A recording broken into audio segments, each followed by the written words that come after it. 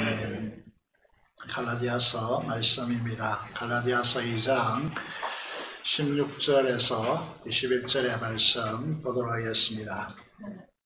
신약성경 303페이지 있습니다.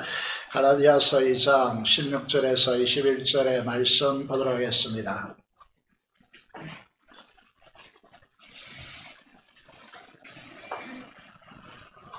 제가 읽도록 하겠습니다. 사람이 의롭게 되는 것은 율법의 행위로 말미암음이 아니요 오직 예수 그리스도를 믿음으로 말미암는 줄 알므로 우리도 그리스도 예수를 믿나니 이는 우리가 율법의 행위로서가 아니고 그리스도를 믿음으로써 의롭다 함을 얻으려 함이라. 율법의 행위로서는 의롭다 함을 육체가 없느니라. 만일 우리가 그리스도 안에서 의롭게 되려 하다가 죄인으로 드러나면 그리스도께서 죄를 짓게 하는 자냐? 결코 그럴 수 없느니라. 만일 내가 흘렀던 것을 다시 세우면 내가 나를 범법한 자로 만드는 것이라. 내가 율법으로 말미암아 율법에 대하여 죽었나니 이는 하나님에 대하여 살려 함이라. 내가 그리스도와 함께 십자가에 못 박혔나니 그런즉 이제는 내가 사는 것이 아니요 오직 내 안에 그리스도께서 사시는 것이라. 이제 내가 육체 가운데 사는 것은 나를 사랑하사 나를 위하여 자기 자신을 버리신 하나님의 아들을 믿는 믿음 안에서 사는 것이라. 내가 하나님의 은혜를 패하지 아니하노니 만일 의롭게 되는 것이 율법으로 말미암으면 그리스도께서 때에 죽으셨느니라. 아멘. 오늘은 복음과 율법의 행위라고 하는 제목으로 복음의 진수를 말씀드리고자 합니다. 전 신학적 역량, 제가 알고 있는 말씀의 제 은혜 아래서 이제 복음의 가장 중요한 측면을 말씀드리고자 합니다. 우리가 지금까지 구원에 대해서 믿는 믿음은 이런 것이죠. 장세전에 우리는 하나님의 선택받은 자녀로서 예수 그리스도께서 단 한 번의 영원한 제사, 십자가의 죽음으로 우리의 구원은 영원한 구원이다 라는 진리를, 교리를 우리는 배웠고 또 그렇게 믿고 있습니다. 그런데 최근에 우리가 잘 아는 대로 많은 목회자들과 신학자들이 문제를 제기하고 있죠. 한번 구원받으면 영원히 구원받은 것인가? 그래서 많은 학자들이 이렇게 말하고 있습니다. 한번 구원은 영원한 구원인가? 그것은 이 시대의 잘못된 구원의 공식이다. 이렇게 많은 분들이 이제 늘어가고 있기 때문에 이 문제를 우리가 깊이 들여다보고 있습니다. 그래서 우리의 삶을 들여다보면서요. 예수 그리스도의 십자가 부활로 부족하고 계명을 지켜야 구원을 받는다. 우리도 이제 오늘 그리스도의 삶을 보면서 이게 믿음으로만 우리의 신앙이 되는 것이 아니고 거기에 더 뭔가 있어야 되지 않겠나 이런 이제 생각을 가지게 되는 것이죠. 그래서 우리는 이렇게 질문합니다. 우리의 삶을 보면서 우리의 가족의 신앙의 모습을 보면서 정말 나와 내 자식이 이래 가지고 천국에 갈 수 있겠나 라고 하는 고민되는 부분이 시작되는 것이죠. 이제 이 이유에 대해서 지난주에 두 가지를 이제 주목했습니다. 세속화와 만문주의인데 정리하면 이렇습니다. 우리가 주일 오늘 나오는 이유도 주님께서 말씀하셨기 때문에 나오는 것인가 아니면 내가 습관된 간섭에 따라서 내가 주도하는 삶인가 라고 하는 것이죠. 그리스도 예수의 주 대심의 자리에 자기 자신을 갖다 놓는 현상, 이것이 이제 세속화라고 말씀하고 있습니다. 그래서 우리는 우리 주님에 의해서 지시받는 삶을 살아가는가? 이제 많은 그리스도인들이 자기의 그 무엇에 의해서 결정되고 그렇게 살아가고 있다는 거죠. 이게 세속화 현상이라는 것입니다. 두 번째는 말씀과 기도로 순종함으로써 주님께서 그 자리에, 그 삶의 현장에 역사하셔야 되는데 거기 사라지다 보니까 돈으로 때우는 현상, 이것을 이제 우리는 만본주의라고 그렇게 말하고 있습니다. 이것은 오늘의 이 시대의 우리만의 문제인가? 그렇지 않고 지난주도 비춰드렸지만은 예수님 당시에 대표적인 그런 신앙인들이라고 할 수 있죠. 대제사장 서기관 바리새인들을 예수님께서 비판하고 계십니다. 그래서 입술로는 형식적으로는 율법을 이제 일주일에 3번이나 금식하기도 하고 우리로 말하면 따라잡을 수 없을 정도로 조미료까지 11조를 떼내고 그래서 일주일에 3번이나 금식하고 근거리 어귀에서 정말 유창하게 사람들이 감동되도록 이렇게 대표 기도를 하는 이런 이제 사람들이었습니다만은 주님께서 말씀하시죠. 입술로는 그렇게 하지만 마음이 멀다 라고 그렇게 말하고 그들은 돈을 사랑한다. 이제 그 최고의 정점이 성전을 통해서, 성전은 하나님을 아뢰나고 하나님께 나와서 기도하는 집인데 돈을 벌여드리는 강도의 소굴로 만들었다라고. 그래서 주님께서 붕괴하신 것이죠. 그래서 예수님께서 독서를 부었습니다. 잘 아시는 대로 마태복음 23장에 보면요. 뱀들아 독사의 새끼들아 너희가 어떻게 지옥의 판결을 피하겠는가. 세례 요한도요. 세례를 받으러 그 현장에 온 바리새인과 사두개인들을 향하여서 이렇게 말합니다. 독사의 자식들아 누가 너희를 가르쳐 임박한 진노를 피하려 하느냐 라고 그렇게 말하는 것이죠. 신앙생활을 가장 잘하고 신앙생활을 교육하고 있는, 가르치고 있는 이들을 향하여서 주님께서 이렇게 독서를 퍼붓고 있는 것이죠. 오늘날 이제 교회 지도자들과 성도들의 삶의 현장을 보면서요. 하나님의 영광과 그 하나님의 의를 드러내지 않고요. 자기의 의를 내세우고 자기의 편리를 추구하고 있는 이 시대의 교회를 향하여서 주님은 뭐라고 하실까? 라고 하는 이 문제를 이제 제기하는 것이죠. 그래서 이 문제를 보면서 이제 진단해야 될 것 아닙니까? 도대체 왜 이렇게 되었는가?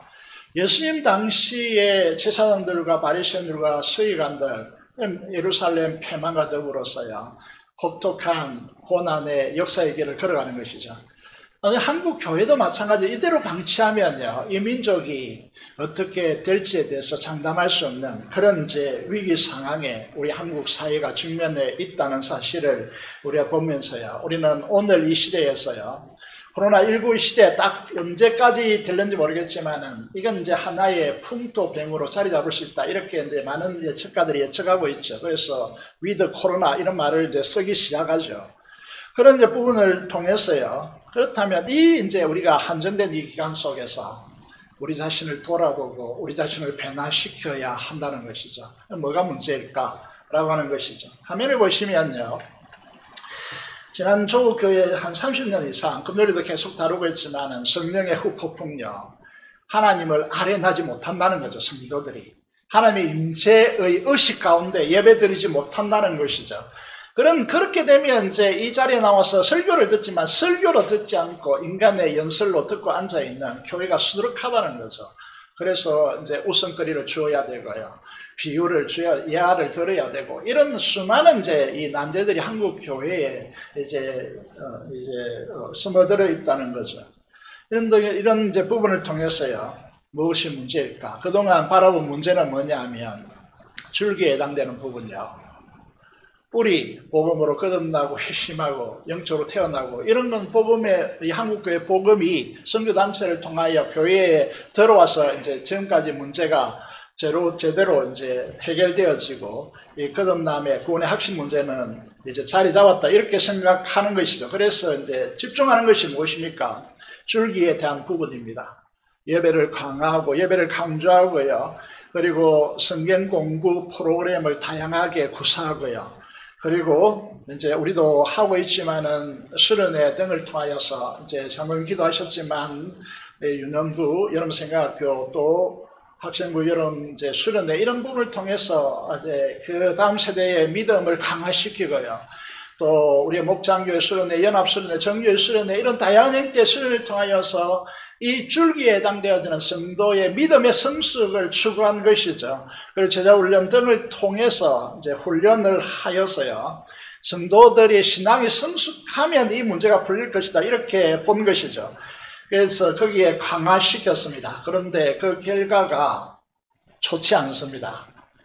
더욱더 이기적인 성도들로 이제 계속해서 등장하고 있고요. 개인적인, 이기적인 그런 신앙의 모습으로 세상의 부패를 막고, 여러분, 이게 이타적인 헌신과 선행을 통하여서 총된, 서번투드라고 하죠. 정된 섬김의 도를 통하여서 하나님의 영광의 빛을 드러내는 성도들로 이 민족에 채워져 가고 있느냐면 거꾸로 가고 있다는 거죠. 점점 그리스도인의 영향력이 줄어져 가고 있고요. 이기적으로 다 변질되고 있다는 거죠. 그래서 이게 이제 줄기를 이렇게 강화시키고 훈련시켜 보았는데 이 거꾸로 가고 있으니까 염려가 걱정이 되는 것이죠. 그래서 이 뿌리에 해당되는 이 문제에 다시 한번 우리는 점검을 해보아야 되겠다라고 생각하는 것입니다. 그래서 한번 구원은 영원한 구원인가? 라고 하는 질문을 이제 던지는 것이죠.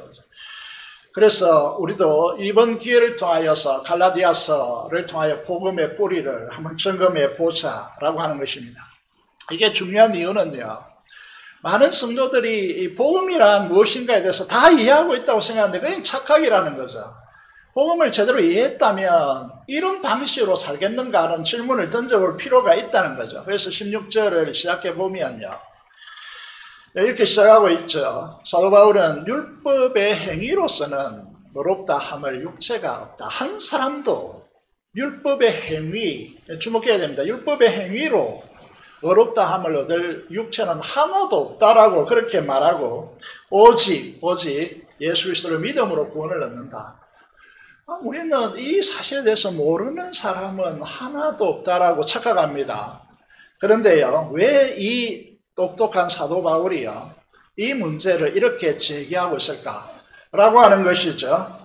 이제 이 문제를 풀기 위해서요, 우선 율법의 행위로서 의롭다함을 받을 육체가 없다라고 합니다. 그런데 우리 시선은요, 어떻게 가져가느냐 하면, 너 그렇게 해서 구원을 받을 수 있어, 너 그렇게 해서 천국 갈 수 있어 라고 걸고 있습니다. 율법의 행위를 걸고 있다는 거죠. 우리가 이제 보면요, 이 문제를 이제 우리는 제가 말씀드린 대로 로마서의 축약이 갈라디아서라고 했습니다. 그래서 로마서 10장 3절을 보면 사도 바울이 이렇게 이제 로마 교회를 향해서 이렇게 편지 쓰고 있습니다. 사도 바울은 자기 민족에 대해서 9장 이후로 이제 진술하면서 10장에 들어와서 이렇게 제기하고 있습니다. 유대 율법주의가 무엇이 문제이냐 하면요, 잘 들으셔야 됩니다. 우리의 문제이기 때문에 자기 의를 세우려고 힘써 하나님의 의에 복종하지 않는다라고 말하고 있습니다. 자기 의를 내세우기 위해서 말씀도 듣고 기도하고 성경 공부도 하고 제자 훈련도 받고 봉사도 한다는 것입니다. 여기에요, 하나님의 의가 부과되지 않고 자기의 의를 내세우고 있다는 것이죠. 보통 교회 다니면서 말씀을 줄기 잘 듣고 있고요, 성경 공부하고 제자훈련하고 수많은 수련회 등을 통해서 소위 은혜 받았다고 하는데 거기서 조금만 지나버리면 이전과 똑같습니다. 변화되는 것이 하나도 없습니다. 그 이유를 사도 바울은 이렇게 분석하고 있습니다. 자기 의를 내세우려고 하기 때문에. 이런 자기 의를 내세우는 율법의 행위는요, 한 사람도, 어떤 사람도 의인으로 구원받는 길을 열지 못한다라고 그렇게 말하고 있습니다. 그래서 우리는 점검해야 됩니다. 왜 점검해야 되느냐? 이거는 교회를 오래 다니고 봉사하고 뭐 이런 문제가 아니고 우리의 구원과 직결되기 때문에 그거를 점검해야 된다는 것이죠. 우리의 쓰라림을 주는 이제 성도들의 봉사가 있습니다. 어떤 것이냐면 자기 의를 내세우는 것입니다. 예수 그리스도의 은혜와 사랑이 그 사람의 봉사를 통해 성김을 통해 드러나는 것이 아니고 믿음을 가진 나를 드러냅니다. 믿음을 가진 나, 은혜를 받은 나를 내세웁니다. 이것이 한국 교회를 멍들게 하고 수많은 교회 문제를 양상시켰던 핵심적인 요인입니다. 다른 말로 말하면 이게 구원을 받았다면 이렇게 갈 수는 없다는 뜻이죠. 그래서 자기가 드러납니다. 자기를 내세웁니다. 박수갈채를 원합니다. 섬기는 것이 주님께 영광 돌림이 아니고 그는 하나의 명복이고 실제로 자기를 드러낸다는 거죠. 오늘 제가 설교했습니다. 성도들이 와서 은혜 받았습니다. 악수하고 감사합니다. 이렇게 하기를 원하지. 오늘 설교가 왜 그래? 그렇게 하기를 원치 않나를 것이죠. 여러분, 구원받아 은이 된 것은 오직 그리스도 예수를 믿음으로 된다라고 합니다. 굉장히 단순하게 들리죠. 굉장히 쉽게 들리죠. 그렇습니다. 단순하고 쉽습니다. 문제는 무엇이냐 하면 이 단순하고 쉬운 것을 이 세상 사람들은 이해가 잘 되지 않는다는 것이죠. 여러분, 이 문제가 이제 해결돼야 이 믿음의 방식이 구가되는데요. 우리는 이제 이 홍해의 기적을 믿습니다. 그죠? 믿죠? 근데 오늘 많은 크리스찬 지성인들이요.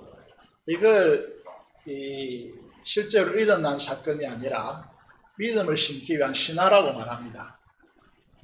믿지 못하겠다는 거죠. 근데요, 최근에 발표된 것인데 우주에 존재하는 물 저수지가 발견되었다. 여러분 들어봤는지 모르겠지만은 지구에 존재하는 바닷물의 140조 배나 되는 우주의 물층이 저수지가 커다란 저수지, 어마어마한 저수지가 발견되었다. 라고 보도를 했는데 여러분 믿습니까? 믿어야죠. 보도니까. 안 그렇습니까? 이 사실에 대해서 믿습니까? 보도니까. 믿어야죠. 근데 우리는요, 이보다 엄청난 사건, 창조 사건에서 드러났죠. 그것은 지구를 창조해 놓고 물이 온전히 덮였는데 그 물의 반을 하늘로 들어 올려서 이 판을 통해서 하늘로 들어 올렸어요. 지구 위에 물층이 있게 했습니다. 그렇죠. 맞죠. 처음 듣는 이야기는 아니죠. 그렇죠. 나 반응이 없어가지고 뭔가 뭔지 모르겠어요. 물층이 있었습니다. 그때 그 증거가 뭐냐면 그 노아 홍수 이전에 고대 사람들이 태양을 지금처럼 동그랗게 그리지 않고 타원으로 들었어요. 그래서 왜 그렇습니까? 물에 굴절됐기 때문에. 노아 홍수 때 비가 온 것이 아닙니다. 단순히 물층이 하늘에 문이 열려서 그 물층이 쏟아져 내린 사건이 노아 홍수 사건이에요. 이런 사실에 대해서 우리는 믿어야 하죠. 단순히 믿어야 합니다. 별 도리가 없어요. 그런데 유대인들이 예수님께 당신이 그리스도인 표적이 뭐냐라고 물었습니다. 그 표적은 요나의 물고기 뱃속에 3일 있다가 다시 나온 그 밖에 표적이 없다라고 했거든요. 무슨 말이냐 하면 인자도 그렇게 된다라고 말씀하시는 것인데 잘 생각해 보셔야 되는 것이 우리의 구원의 문제를 어떻게 생각해야 되는가 하면 여러분 이 우주를 창조하신 하나님이신 주님께서 예수님께서 성자께서 육신의 몸을 입고 이 땅에 오셔가지고 우리 죄를 위해서 십자가에 죽으시고 이 십자가의 죽음이 단순한 사건이 아니고 하나님께서 죄에 대한 진노의 심판을 우리가 받아야 할 지옥의 형벌을 예수 그리스도 아들에게 다 쏟아부어진 사건, 이 사건이 십자가 사건인데요. 이 구원의 엄청난 거대한 드라마, 이 우주를 창조한 사건보다 더 엄청난 구원의 드라마가 우리와 상관없이 우리 밖에서 펼쳐진 것입니다. 맞죠? 여러분 거기에 관여한 것이 있습니까? 여러분들이 관여한 것이 없어요. 그래서 이제 이 사실에 대해서 하나님의 은혜 받은 사람들은 성령 하나님 역사에서 그냥 받아들이는 거예요. 이걸 믿어진다라고 말하는 거죠. 은혜가 왕노릇한 것입니다. 여기에 대해서 여러분 무슨 행동을 거기에 붙일 게 있습니까? 없습니다. 우리가 노력해서 구원을 획득하는 것이 전혀 아니라는 것이죠. 이 과정에 저와 여러분들이 할 말이 전혀 없습니다. 아무것도 없습니다. 야, 네가 이 교회를 이렇게 열심히 다니니까 넌 구원받았어. 이 이야기들은요, 아무런 의미가 없습니다. 믿는다는 것이 무엇입니까? 우리 신앙생활의 본질이 무엇이냐는 것이죠.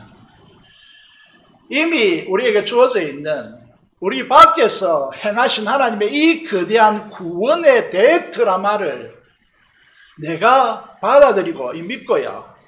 하나님의 말씀을 통하여서 밝혀주시는 그 구원의 하나하나 사건들을, 역사들을 보면서요. 우리는 우리 신앙이라는 것이 그 은혜, 깨닫는 부분만큼만 하나님께 감사하고 하나님께 예배하고 하나님께 찬양드리는 것이 우리 신앙의 핵심이라는 거예요. 이해가 됩니까? 이 구원이라는 것이. 그런데 이제 이게 유대에서 내려온 유대 그리스도인들이 어떻게 했습니까? 율법을 지켜야 하고 그 표지로 할례를 받아야 구원이 완성된다고 하니까 사도 바울이요 분노하는 것입니다.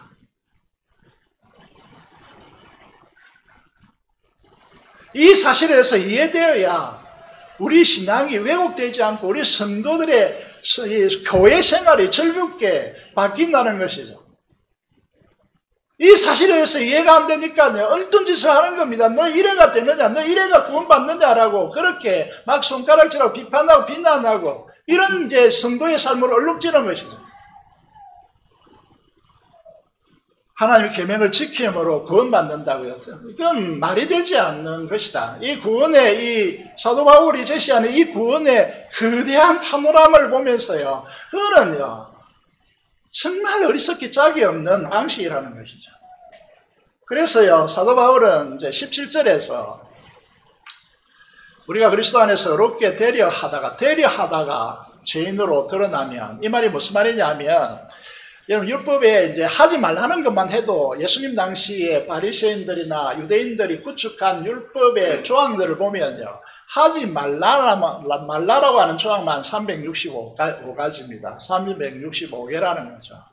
어떻게 다 지킵니까? 그 중에 하나만 딱 지키지 않으면요. 그 구원이 완전히 추락하는 구원이 파괴되는 것이죠. 그게 아니라는 거죠. 거기에다가 어떤 문제가 이제 이렇게 하는 방식을 쓰면 어떤 문제가 발생하느냐 하면 여러분 이제 이건 예수 그리스도의 구원이 불완전하다는 거죠. 그 탓을요. 우리가 지키지 못하게 되면 구원이 파괴된다면 그 책임은 누구에게 있다는 것이죠. 예수님에게 탓을 돌린다는 거죠. 그리고 우리가 이제 율법주의 토양에서요. 사람들과 환경과 교회 사람들에게 핑계 탓을 돌림으로써 자기의 이제 책임감 벗어나려고 하는 이런 무책임한 신앙생활을 이제 가져가게 되는 것이죠. 18절을 읽다가 잘 모르겠어요. 이 18절이 어떤 의미가 되는지요. 사도 바울은 다시는 유대 율법으로 돌아가지 않겠다라고는 결단으로 보입니다. 사도 바울은 바리새파 출신이기 때문에요. 내가 흘렀던 것을 다시 세우면 여러분 이렇게 사람들은 이제 이 구원의 방식에 대해서요. 비슷한 것 같지만은 엄청난 차이가 있거든요. 그래서 사람들은 이렇게 말합니다. 우리가 익숙한 환경 속에서 왜 그렇게 목사님은 특별하게 부르려고 하느냐? 재림교회가 뭘 하고 너희들은 특별하냐? 이렇게 이제 가져가는 것이죠. 유별하게 특별하게 왜 구냐라고 말합니다. 여러분 이때가 가장 힘들죠. 그게 어떻게 공격해 들어오느냐 하면 이제 우리가 지난주에요. 본헤프의 그 선하심이라는 찬양을 가사를 제가 소개했는데 2절에 보면요. 그렇게 이제 믿음의 투사같이 감옥에 갇혀서 조국의 진정한 교회의 행성을 위해서 그렇게 투사했던 이 본헤프마저도요. 여러분 자신의 지나간 날들의 허물을 이제 바라보면서 하나님 앞에 이 허물이 되지 않게 해달라고 기도하고 있잖아요. 인간이라는 것은 다 보편하기 때문에요. 이렇게 주장한다 할지라도 이렇게 사람들이 묻죠. 네가 특별하다고 너도 그렇게 사냐? 이렇게 묻죠. 그러면 이제 설교가들이요. 지금은 파고 들어가고 싶은 심령이 되는 것이죠. 여러분 이게 사도 바울이 뭐라고 하느냐 하면 네가 익숙하지 않았냐? 바리새인적인 삶을 그렇게 추구해 놓고 우리가 지금 하나님 복음에다가 성도의 삶이 엉망진창이다 보니까 율법을 좀 지켜야 되지 않느냐라고 호소하는 이게 뭐가 잘못되냐는 것이죠. 그래서 사도 바울이 이야기합니다. 그는 번번자로 만드는 것이다.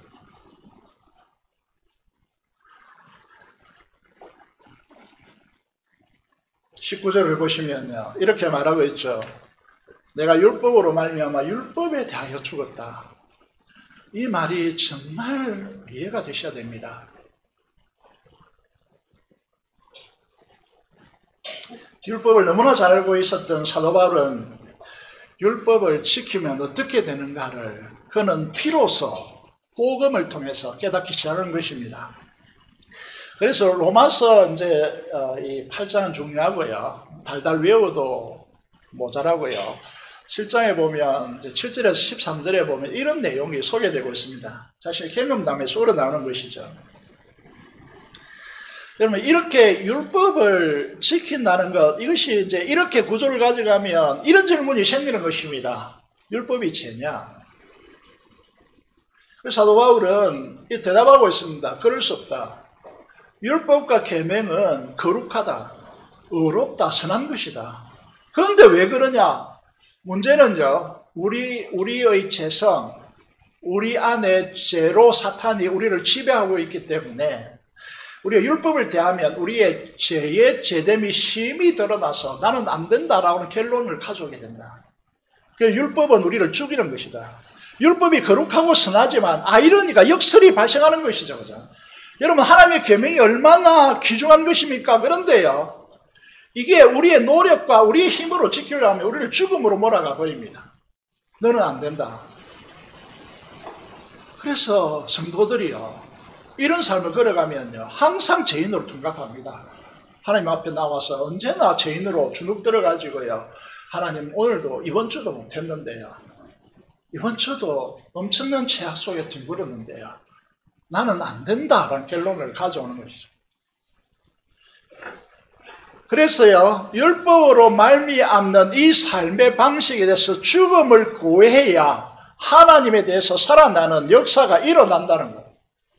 이 엄청난 복음의 진수를 배우지 못하면요. 우리 인생은 어떤 의미에서 죄인으로 맴돌다가 의미 없는 인생을 반복하다가요.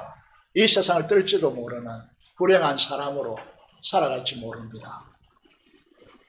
그래서 이 율법적 방식이요. 율법적 행태요. 이런 것에 대해서 죽어야 됩니다. 우리 죽어야 된다는 거죠. 그래야 하나님에 대해서 살아난다는 사실을 사도 바울이 역설적으로 말하고 있는 것입니다. 그래서 이제 우리는요, 오직 예수 그리스도 그분으로 살아가는 것이죠. 이 율법에 대하여서요, 죽어야 하는 이유는 이제 예수 그리스도께서 율법에 대해서 죽었습니다. 예수님은 율법의 마침이 되시고 율법의 완성자이지만은요, 율법에 의해서 죽은 것이에요. 그래서 예수님은 우리 죄 때문에 나무에 달려 신명기 21장 23절에 보면요. 하나님의 저주 가운데 죽었습니다. 율법에 대하여 죽었고 율법의 완성자로서 율법의 마침이 되셨고요. 그래서 그 예수 그리스도를 믿는 자들에게 그 예수 그리스도의 의가 증가되어서 그리스도의 의로 옷 입는 역사가 우리에게 일어나는 거죠. 그래서 우리를 향하여서 그 의로 옷 입는 우리를 향하여서 너희는 죄인이 아니고 의인이다 이렇게 칭해 주시는 것입니다. 고대를 보시면요.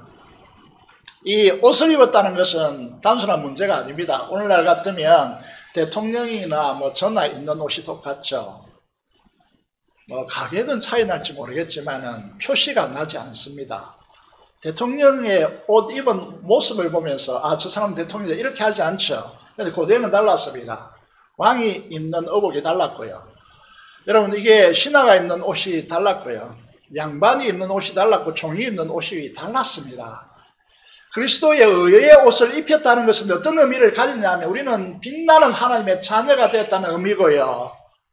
하나님의 영광이 우리에게 투여되어서 하나님적 존재로 바뀌었다는 의미고요. 그 의미에서 하나님께서 가지고 계시는 하나님의 나라라고 하는 이 엄청난 유산을 우리의 것으로 상속받은 상속자라고 하는 의미가 그리스도의 의로 옷 입었다는 이 의미 속에 다 포함되어 있는 거예요. 그래서 이제 이 전제를 깔아놓고 갈라디아서에서 가장 중요한 구절로 저는 두 구절을 꼽는데 하나는 갈라디아서 2장 20절이라고 주저하지 않고 꼽고요. 그 다음에 이제 갈라디아서 5장에 오늘 아침 본문을 들을 수 있습니다. 다음 주에 그것을 소개하려고 하고 있고요. 그래서 오늘 20절을 보겠습니다. 복음의 핵심입니다. 복음의 진수라고 하는 것이죠. 20절을 보면 첫 번째 부분이 이렇습니다. 내가 그리스도와 함께 십자가에 못 박혔나니, 이 말은 이제 제가 의역에서 적어 놓았습니다. 못 박혀 죽었나니. 못 박혔다는 말은 죽었다는 의미입니다. 여러분, 이 부분이 복음의 핵심인데, 이 부분이 우리 삶에 이루어졌느냐에 따라서 우리 삶의 방식이 전혀 다른 방식으로 나타납니다. 계속해서 자기 의를 내세우는 신앙생활을 살아가느냐, 아니면 주님의 의와 은혜와 그 사랑을 드러내므로서 사람들을 의로 이끄느냐라고 하는 삶의 방식이 결정된다는 거죠. 여기에서 보시면요, 우리 너무 익숙하기 때문에 쉽게 넘어갈 수 있겠지만은, 이 예수님께서 십자가에 못 박힌 사건은요, 2000년 전에 이스라엘 예루살렘 골고다 언덕에서 일어난 사건입니다. 역사적 팩트이죠. 누구도 부인하지 못합니다. 지금 이 시대에서. 예수님께서 골고다에 십자가에 처형됐다, 이 사실을 부인하는 인간은 한 사람도 없습니다. 현대사회에서요. 그런데 우리에게 무엇이 중요합니까? 여기에 핵심적인 단어가 뭐냐면 함께라고 하는 단어입니다. 내가 그리스도와 함께 십자가에 못 박혔다. 이 함께라고 하는 단어입니다. 이거는 역사적 팩트의 사건이 아니고 믿음의 사건입니다. 믿음의 문제라는 것이죠. 다시 말하면 여러분, 이게 단순한 역사적 팩트가 아니고 시간과 공간을 초월해야 이 함께라고 하는 문제가 풀리는 것이죠. 공간과 시간을 초월하시는 하나님께서 시간적으로는 2000년 전, 공간적으로는 이스라엘 예루살렘의 골고다에서 일어난 예수 그리스도의 십자가 사건을 함께라고 하는 말은 오늘의 나의 사건으로 역사되었다는 의미를 품고 있는 단어가 함께라고 하는 단어죠. 이게 복음의 가장 중요한 첫 단계라고 하는 것이죠. 내가 그리스도와 함께 십자가에 못 박혔다. 이게 무슨 말인지 모른다. 이런 분들은요, 복음을 이해하지 못한 분들이에요. 그래서 이렇게 단순하게 질문해 보고 싶습니다. 여러분 죽었습니까? 죽었나요? 내가 그리스도와 함께 십자가에 못 박혀 죽었다라고 하는, 지금 못 박혔다는 사도 바울의 고백이 저와 여러분들의 고백입니까? 여러분은 죽었습니까? 여러분 인생을 살면서 여러분 곁에 죽은 사람을 본 적이 있습니까? 여러분 곁에 죽은 사람을 보면서 어떤 마음을 품었습니까? 저는 많은 경험을 했는데 아무리 아름답고 웃음꽃이 피는 말을 들려줘도 반응하지 않습니다. 아무리 맛있는 음식을 앞에 갖다 줘도 우리는 열심히 장례식에 가면 예배드리고 먹습니다. 그런데 죽은 자는 먹을 수 있습니까? 아무리 귀한 꽃과 황금 보석을 앞에 가지고 둔들 그 사람이 반응할 수 있습니까? 죽었다는 의미가 그런 것이죠. 여러분 죽었습니까? 내가 그리스도와 함께 십자가에 못 박혔다고 하는데 나는 시퍼렇게 살아있다면 이건 도대체 무엇을 말하는 것입니까? 죽었다는 무엇이 죽었다는 것이죠. 우리의 실상을 잘 보셔야 됩니다. 사탄이요, 죄를 통하여서 악한 영과 더불어서 우리의 마음과 육신을 장악하고 지배하는 옛자와 그 옛사람이 십자가에 처리되어서 죽었습니다. 이 고백이 살아있어야 된다는 거죠. 이게 믿음이라는 것입니다. 믿음이란 단어를 우리 한글은 한문이니까요. 영어로 조금 보시고 라틴어를 좀 보겠습니다. 여러분 이 믿음 명사는요, faith라고 이제 우리가 알고 있죠. 그리고 이 동사로 하면요, believer인데 이 믿는다, 내가 믿는다라고 하는 이 believer라고 하는 동사는 반드시 전치사를 동반해요. 무슨 말입니까? 누구를 믿는다. 그 대상이 분명히 있어야 이 믿음이라는 단어가 형성된다는 거죠. 그래서요, 라틴, 로마 시대의 사람들은 이 믿음을 어떻게 이해하고 성경을 믿음을 기록할 때 어떤 의미로 썼느냐를 우리는 이해해야 되잖아요. 제가 이제 라틴어를 배우지 못했지만 이제 독학하면서요 깨달은 부분들인데 이게 끄레도라고 하는 단어인데요. 이 또는 아이라고 하는 단어요. 끄레는 밀리버라는 단어입니다. 내가 믿는다는 뜻인데 이거 어떻게 이해하느냐 하면 나에게 가장 소중한 것은 심장이다라고 생각하는 것이죠. 우리도 그렇게 생각하잖아요. 나의 가장 소중한 심장을 내가 가장 신뢰한 대상에 뽑아서 드리면 내가 생존할 수 있는 길은 그분이 내 심장이 되어서 내 안에 사는 길 이 밖에 없다고 생각하는 것입니다. 이것을 믿음이라고 생각한 것이죠. 자, 이것이 갈라디아서 2장 20절에 그대로 녹아서 진술되고 있습니다. 내가 그리스도와 함께 십자가에 못 박혔기 때문에 이제는 내가 살아갈 수가 없다. 그래서 그분이 내 안에 사셔야 하는 것이다. 이것이 믿음의 핵심입니다. 우리는 우리 자신, 자기 의를 내세우고 자기 주장 의지를 가지고 마치 그것을 신앙생활로 포장해서 살아가고 있는 이 방식에 대해서 죽어야 합니다. 죽지 않으면 내 자신뿐만 아니라 내 자신, 우리 교회 많은 사람들 오고 오는 세대에 피해를 줍니다. 그래서 이제 오늘 아침에 큐티 제목인데 크리스천의 대헌장이 뭔가 하면 갈라디아서 5장 24절입니다. 그리스도 예수의 사람들은 육체와 함께 그 정욕과 탐심을 십자가에 못 박았느니라. 과거동사를 쓰고 있습니다. 그런데 이 옛자오와 그 육신의 지배되어 사는 방식을 여전히 갖고 있다면 이게 무엇을 의미하는 것이죠? 복음의 진수를 맛보지 못한다는 것이죠. 복음에서 멀어진 사람들이라는 것이죠. 생수의 강을 마시오지 못하는 사람들이라는 것이죠. 그거는 내가 이 계명을 지켜서 그 수가 열심으로 획득하는 것이 아닙니다. 그래서 구원의 사건을 가장 잘 보여주는 사건이 아브라함이 이삭을 번제로 바치는 사건인데요. 그게 모리아산이 오늘 골고다 언덕이잖아요. 거기에서 이 독자인 이삭을 백세에 난 이제 이 독특한 이 이삭을 하나님께 바치라고 했는데요. 그 바치는 사건에서 하나님께서 이제 우리에게 무엇을 준비된 어린 양을 통해서 여호와 이레라고 하는 이 말씀을 우리에게 말씀하시죠. 실제는 무엇입니까? 하나님께서 그 독자를 골고다 언덕에서 못 박는 사건을 통하여서 우리에게 주시는 하나님의 은혜가 왕노릇하는 이 역사가 있어야만 우리 이 십자가를 깨달을 수 있다는 거죠. 이게 우리가 이제 이 노아도 보시면요.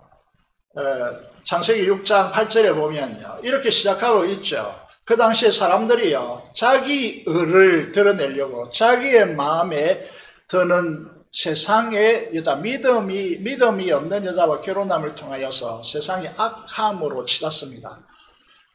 모든 계획이 악하고요. 더 이상 방치할 수 없을 만큼 그렇게 악한 일로를 걷습니다.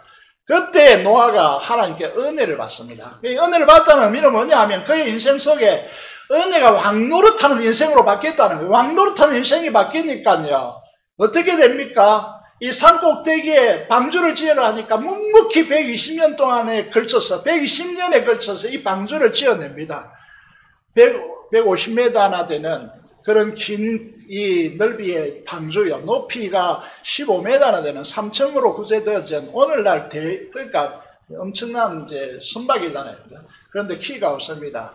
조종할 방향을 결정한 키가 없어. 그래서 방주라고 하는, 배라고 하지 않고 방주라고 하는 것이죠. 이 노하고 깨닫는 것은 뭐냐 하면 은혜 없이는 이런 일을 할 수가 없습니다. 이런 생애를 살아갈 수가 없죠. 우리의 인생에요. 정말 교회와 또 믿음생활 수고로이 하는 분들을 보면요. 은혜가 작동되고 있다는 거죠. 그 사람들이 원해서 그렇게 할 수 있는 거 아닙니다. 이 교회 사역이라는 것이. 하나님의 은혜가 작동해서 은혜가 왕노릇해서 이 일을 하는 것이죠. 수많은 믿음과 조롱 속에서요. 그래서 방주, 노홍수가 시작되고 그 방주 안에 들어가 보니까 이 구원이라는 것이 무엇인지 깨닫는 것이죠. 이 방주가 무엇입니까? 예수 그리스도의 십자가 아닙니까? 예수 그리스도가 하나님의 저주의 심판을 다 자신이 받으시고 그 안에 방주 안에 들어간 노아와 그 식구들을 구원해내는 것처럼 우리도 다른 곳에서 구원받을 수 없습니다. 여러분 이게 이제 그린랜드라고 하는 영화를 보니까 막 이게 요한계시록이 인용되면서 우주의 이 별들의 파편들이 떨어져서 지구가 파괴되고 3분의 1이 파괴되고 요한계시록의 대로 그렇게 파괴되는 거에서 그린랜드 이 방호에 들어간 사람만 남는 이런 영화인데요. 여러분 우리가 이 이제 은혜요. 그 방주 속에 들어간 사람이 구원받는 거잖아요. 우리도 예수 그리스도 안에만 이렇게 구원이 우리에게 구가되는 것이죠. 그것이 이제 은혜의 왕노릇이라고 하는 것이죠. 그런 부분에서 우리가 이제 죽었다라고 하는 이 부분요. 여러분 이게 구가되어야 복음의 진술을 아는 사람들이라는 것이죠. 그 다음에 뭡니까? 이제는 내가 사는 것이 아닙니다. 내 안에 그리스도께서 사신 것이라. 이렇게 복음의 핵심을 두 번째로 진술하고 있습니다. 여러분들의 삶은 어떻습니까? 여러분 오늘 이 자리에 나와서요. 이 자리에 예배 드리고 있습니다. 뭐 때문에 이렇게 드리고 있습니까? 비록 영상을 드리지만요.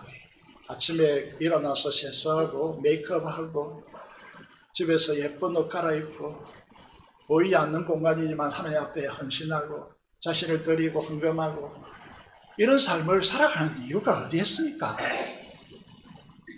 은혜가 왕노릇했기 때문이죠.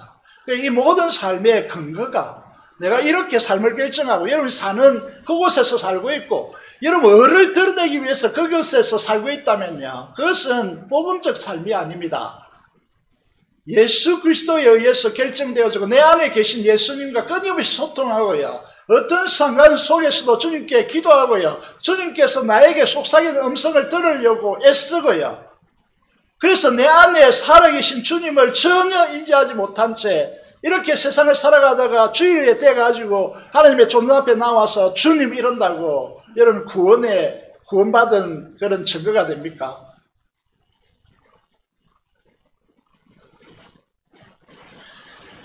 모든 행동의 근거와 기준이 예수님이야지 자기 의가 되어서는 안 됩니다. 자기 편리가 되어서는 안 된다는 거죠. 자기의 그 무엇이 되어서는 안 된다는 거죠. 오늘 이 세상의 형편을 보십시오. 보시면요. 그리스도인들이 그리스도께서 나에게 말씀하셨기 때문에 내가 이렇게 행동한다. 그러면 저는 두말하지 않고 그 사람 앞에 머리를 숙일 것입니다. 그렇지만은 자기의 건강, 자기의 형편, 자기의 의를 내세우기 위해서 여러분 기독교를 포장하고 말씀을 포장하고 있다면 그는 깨트려서 진리 안으로 들어오게 만들어야 될 사람들이라는 것이죠. 여러분 이 시간 기억해야 됩니다. 여러분 복음의 진수 가운데 살아가고 있다면 여러분 안에 사시는 주님으로부터 모든 것들이 출발되었어야 한다는 것이죠. 그렇습니까 여러분들? 이렇게 노후를 이끌고 몸이 불편하지만 여러분 이 주님 앞에 나와서 경배드리는 성도들을 바라보느라면요 감격스럽죠. 어떻게 저 같으면 저런 나이에 과연 교회를 올 수 있을까? 이런 제 마음이 드는데요. 이렇게 와서 경배드리는 모습을 보면 그 안에 예수 그리스도가 살아있지 않다면 은혜의 작동이 없다면 그렇게 할 수 있을까 생각하게 되는 것이죠. 나는 죽었고 내 안에 그리스도께서 사시는 인생, 이것이 복음입니다. 세 번째 원리는 무엇입니까? 세 번째 원리는 이런 것입니다. 내가 이제 육체 가운데 사는 것은 이렇게 시작하고 있습니다. 하나님의 구원에 대해 파노라마를 보시면 성령 하나님께서 세상에 이 우주를 창조하시고 이 아름다운 질서를 잡으시고 이곳에 생명이 싹트게 하시고 생명의 창가가 울려 퍼지게 했던 그 성령께서 우리 안에 갇혀 있습니다. 우리 안에 들어오셨어요. 그리고요 우리의 영을 거듭나게 하십니다. 죽었던 영을 주님의 부활에 동참하게 하셔서 살려낸 것입니다. 우리 영을 갖고 있습니다. 세상 불신자들이 갖고 있지 않는 영. 성령께서 그 영에게 기록된 말씀을 통해 역사하십니다. 그리고 마음을요, 불순종에 굳어진 마음을 대수술을 감행하셔가지고 말씀에 반응하고 그 말씀을 듣고 주님의 말씀을 듣고 성령의 역사를 읽어낼 수 있는 마음으로 우리를 교체해 놓았습니다. 여기까지 됐습니다. 문제는 육체는 그대로 육체라. 우리의 육체는 그대로입니다. 거듭나지 못했습니다. 죽고 병들고 신음하고 있습니다. 쉽게 우리는 이 유혹에 타협할 수 있는 몸을 가지고 있습니다. 그래서 내가 이제 이런 육체 가운데 사는 것은 어떻게 살아가야 되느냐? 나를 사랑하사 사랑의 동기여, 동력여. 주님께서 어떻게 얼마나 우리를 사랑하셨는가에 대한 동력이 우리 몸속에, 여러분 뼛속에 여러분 우리에게 새겨져 있어야 된다는 거죠. 사랑하사 나를 위하여 자기 몸을 버리신 하나님의 아들을 믿는 믿음 안에서 사는 것이다 라고 했습니다. 믿음요. 사랑의 동력으로 믿음 안에서 살아가야 된다라고 하는 것입니다. 여러분 이해가 좀 힘들기 때문에 이런 부분을 말씀드리고 싶습니다. 조선 이 고려가 이제 쇠퇴했다. 고려가 더 이상 지속할 수 없다고 판단하고 위화도 해군을 통해서 조선을 일으킨 이방원이 고려의 충신인 정몽주를 찾아가서 멋있게 이제 말을 하는 것이죠. 시조를 통해서 말합니다. 그게 뭐죠? 하여가입니다. 하여가. 이런 들렀죠. 저런 들렀죠. 그렇게 고려의 세만 패해가는 그 고려 국군을 살린다고 네가 충성해봤자 그게 가능하겠냐? 새로운 물결로 이제 새롭게 일어난 나라에 우리가 함께 헌신하여 도모하자. 그래서 여러분 이게 고집을 꺾고 태평성대를 새로운 나라를 세워서 이루자라고 제안하는 것이죠. 그래서 이게 이런 데를 어떠하고 저런 데를 어떠하냐. 그 다음에 뭔가 모르겠습니다. 무슨 줄기 멍커진들 아십니까? 전 잘 모르겠고 어쨌든 이에 대한 이제 답변도 아주 멋있게 하죠. 정몽주가 어떻게 합니까? 단신가죠. 단신가. 어떻게 되죠? 이 몸이 죽고 죽어 600번 고쳐 죽고. 학교 다닐 때는 이 의미를 잘 몰라가지고 외우고 시험 친다고 바빴는데 이제 그리스도인이 되고 난 뒤에 이 꿈을 보니까 멋있잖아요. 단신가. 우리가 어떻게 적용할 수 있겠습니까? 우리 주님께서 그렇게 사랑하시고 하나님이신 주님께서 이렇게까지 지옥의 행벌을 받으시면까지 우리를 사랑하셨는데 우리가 주님을 배반할 수 있겠습니까? 내 안에 계신 주님이 우리의 수종됨을 통하여 주님께서 이 세상에 구원을 펼쳐나가려고 하는 이 삶에 대해서 내 육신을 쪼개고자 로마서 12장 1절에 보면 산세물로 나를 죽여 각을 떴어야 주님 앞에 바치고 주님께서 나를 통하여 행하시도록 순종으로 복종하는 이 삶을 어찌 살아가지 않겠느냐. 이게 당신과의 핵심이지 않겠습니까? 하나님 나라에 충성하는 인생의 삶이요. 여러분 복음의 핵심은 이런 것입니다. 너의 몸은 너의 육체를 복종시켜라. 굴복시켜라. 라고 하는 것입니다. 이게 우리의 힘과 노력으로 우리가 아주 이 학문을 정진시켜서 그 학문의 지식적 토양을 구축하고 내 몸을 연단식 훈련시켜서 내 힘과 능력으로 그것을 하나님 앞에 순종하라고 하는 것이 아닙니다. 그건 다 내려놓고 이 화면을 보시면요. 저는 참 정리하도록 하겠습니다. 이 화면을 보시면 이런 자동차 본 적 있습니까? 전 다른 건 다 몰라도 자동차에 대한 욕심은 있거든요. 좋은 차를 타고 싶은 욕심. 또 장거리를 이렇게 운전하다 보니까 피곤하거든요. 그런 차 사달라고 하는 게 아닙니다. 이 또 농담하는데 이게 착각하면 안 되고요. 그래서 이게 이 멋진 차이지만은 거의 6V, 8, 6기통, 8기통의 차라고 생각해 봅시다. 그런데 연료가 없으면 연료가 공급되지 않으면 어떻게 되죠? 무용지물입니다. 그 연료를 뭐라고 합니까? 성령의 기름 부음이다. 이렇게 말하는 거예요. 이해되십니까? 제가 이제 옛날에 유년부 사역을 할 때 선교사 이야기가 있었습니다. 이제 거기에 이 내용이 나오더라고요. 그때 이제 보았던 그 책을 통해서 이 글이 이렇게 말씀을 드리는 건데, 제발 좀 여러분들의 그 무엇을 가지고 하려고 하지 마시고, 여러분 안에 주님이 계시고 성령 보내주셨으니까 성령이 기름에 해당됩니다. 좋은 하나님의 구원의 대파노라, 구원을 이미 우리에게 성취해 가지고 너희 계시다 라고 안겨 놓았습니다. 구원에 대해서 고민할 필요가 전혀 없습니다. 그래서 저는 한 번 구원은 뭐라고요? 영원한 구원입니다. 다시 한번 말씀드립니다. 한 번 구원은 뭐라고요? 영원한 구원. 변개될 수 없어요. 이거는 우리가 고민할 수 있는 문제가 아닙니다.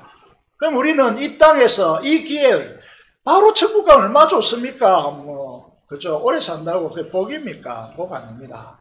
천국에서 영원히 사는데 이 땅은 기회의 땅이라는 거죠. 기회의 땅이요. 누구를 위한 기회? 우리를 위한 기회의 땅이라는 거죠. 성령의 기름 부으심으로 하나님 나라를 위해서 섬기다가 온 나라고 기회를 준 땅입니다. 천국에서 어차피 영원히 살 건데, 그죠?